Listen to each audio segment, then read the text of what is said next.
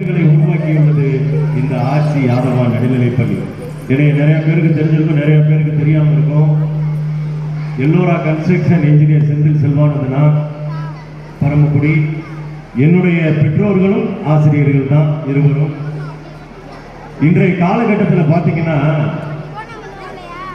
நல்லா பாருங்க, இன்னைக்கும் பாருங்க, பெற்றவங்க என்ன செய்றீங்களோ அதையத்தான் இங்கேயும் செஞ்சுக்கிட்டு இருக்கீங்க. குழந்தைங்க பேச்சு கவனிச்சுக்கிட்டு இருக்கு, நீங்க பக்கத்து பெண்கள்கிட்ட பேசிக்கிட்டு தான் இருக்கீங்க. இதுதான் வீட்டிலையும் நடக்குது, பக்கத்திலையும் நடக்குது. அருமைமிகு சகோதரிகளே, 1 to 5 என்பது மிக சாதாரண விஷயம். தாயை போல பிள்ளை, மூளை போல சேலைன்னு ஒரு பழமொழி இருக்குன்னா, ஒரு தாயினுடைய வளர்ப்பில் பிரதிபலிக்கணும்னா அந்த குழந்தை 6 to 12 கடக்கணும்னா அந்த தாயோட அரவணைப்பும் அக்கறைகளையும் ரொம்ப முக்கியம். முக்கியமா நீங்க ஒரு நல்ல தாயாக இருக்கிறீர்கள், தந்தையாக இருக்கிறீர்கள் என்ற ஒரு சின்ன எக்ஸாம்பிள் வச்சுக்கிறீங்க. அந்த பள்ளியில இல்ல அவன் பொதுவுல ஒரு தெருவுல விளையாடும் போதோ பள்ளியில படிக்கும் பொழுதோ அவனுக்கோ அவளுக்கோ அந்த குழந்தைகளுக்கு ஏதோ ஒரு பாதிப்பு வந்தா அதை உங்களிடம் வந்து ஷேர் பண்ணுதுன்னு வச்சுக்கோங்க. எந்த விஷயமாக இருந்தாலும் தன் அன்னை காப்பாற்றுவாள், என் தந்தை காப்பாற்றுவான் என்ற எண்ணத்தில் உங்களை தேடி வந்து அந்த குழந்தை பகிர்ந்துனா நீங்கள் ஒரு சிறந்த தாயும் தந்தையும் தான், மாற்றமே இல்லை. இது எக்ஸாம்பிள் தான். இதுலயே நீங்க எக்ஸாம்பிள் பண்ணிக்கலாம் அவங்களை. ஏன் அப்படின்னா இன்னைக்கு பாத்தீங்கன்னா செல்போன் வளர்ச்சி எக்கச்சக்கமா போய்கிட்டு இருக்கு. பெற்றோர்கள் ஒரு பக்கம் சம்பாரிச்சு பிள்ளைகளை வளர்க்கணும், சொத்து சேர்க்கணும், அதெல்லாம் ஓடிக்கிட்டே இருக்கீங்க.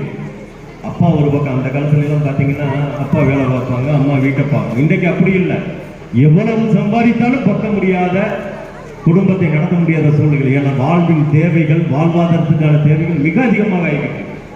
இதை ஈடுகட்ட வேண்டும் என்றால் தாயும் தந்தையும் உழைக்க வேண்டிய சூழ்நிலை. இந்த சூழ்நிலையில் குழந்தைகளை யாரு பார்த்தா அம்மாச்சின்னு ஒரு கேரக்டர் இருக்கும். ஆயி அம்மாச்சி இருக்குல்ல, இது எத்தனை குழந்தைகளுக்கு இருக்குது அதை வச்சு பார்த்தீங்களா? ஸோ ஆயி அம்மாச்சி இல்லாத அந்த குழந்தைகள் என்ன செய்யும் அதை யோசிங்களா? ஏன் இதை சொல்ல வரேன்னா, இன்றைக்கு இந்த மாடர்னேட் உலகத்துல செல்போன் கல்ச்சர்ல நீங்க உழைக்கக்கூடிய பண தேடல்ல நீங்க மிஸ் பண்ணக்கூடிய மிகப்பெரிய இது என்ன தெரியுமா? உங்க கல்வி, உங்க குழந்தையினுடைய கல்வி அல்ல, அது ஆசிரியர்கள் பார்த்துக்கிடுவாங்க. ஆனா அந்த அடிப்படை சொன்னல 1 to 5க்குள்ள ஒரு தாய் எவ்வாறு தன் குழந்தையை உருவாக்கினாலோ அதுதான் பின்னாடி எந்திரிச்சு நிற்கும்.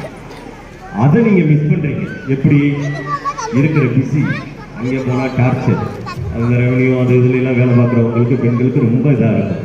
அதையெல்லாம் முடிச்சுட்டு வீட்டுக்கு வர்றாங்கன்னா அந்த அசதிகள் அந்த ஒரு இதுல தான் இருப்பீங்க. அதுல பிள்ளைகளை வந்து டேக் கேர் பண்ண முடியாது. இது 10 வரைக்கும் நம்மால் இருக்கான் வீட்டுக்காரன்ற பேர்ல, எல்லா வீட்லையும் நினைச்சது சொல்றேன். அவனுக்கு ஒரு கேர் பண்ண வேண்டிய சூழ்நிலையும் இருக்கு. கணவனுக்கும் கேர் பண்ணும், பிள்ளைகளையும் கேர் பண்ணும். இந்த நேரத்தில் தன்னை கேர் பண்றதை மறந்த பெண்களே இந்த தமிழக தாய் குலத்தில் அதிகம் வாழ்ந்து கொண்டிருக்கிறீர்கள். உங்களே நீங்க மறந்துடுவீங்க, உங்கள் உடல்நலத்தை நினைக்க மாட்டீங்க. நீங்க சாப்பிட்டீங்களான்னு கேட்கிற கணவன் கூட 105% இருப்பாங்களான்றது எனக்கு சந்தேகம் இல்லை. ஏன்னா நானும் கேட்கல. இந்த நேரத்தில் மன்னிப்பு கேட்டுக்கிறேன் மனைவி. அதிகம் கேட்பதில்லை. ஏன்னா நம்மளுடைய ஓட்டம் போரா